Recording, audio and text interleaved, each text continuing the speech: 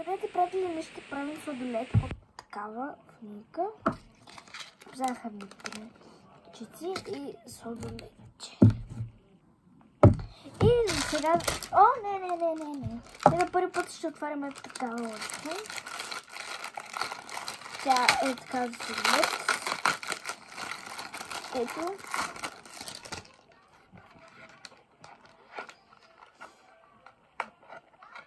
Да, за какво се занимава това? Защо не късна? Окей. О, тялото не е зелен, дето загреваш и да го пуснеш. Това ще е. Добре, вземаме малко мъничко, за да го напълним ето тук вътре. Малко си вземаме. Нищо, че не мога да седе, но ние пък можем да се направим. Teddy bear,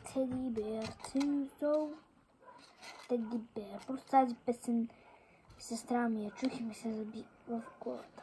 Ето, в момента от нашата жълта електрическа кола чува Teddy bear, you so pretty.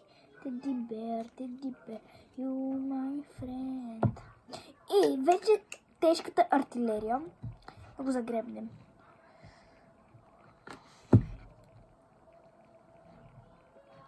Не искам кръг.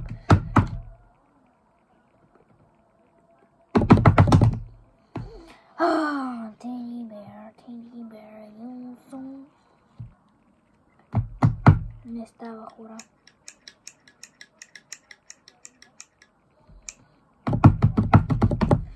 В момента загребвам.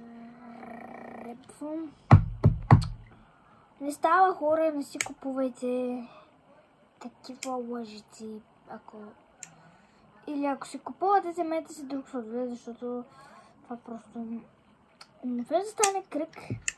Това кръго нищо не стане.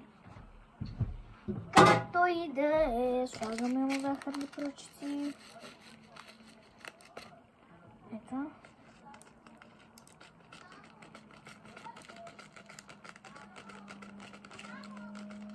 Малко ще го спотиме, но сложихме, така че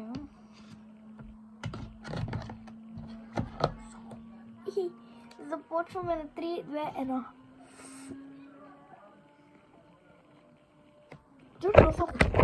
Така че другия път и чао!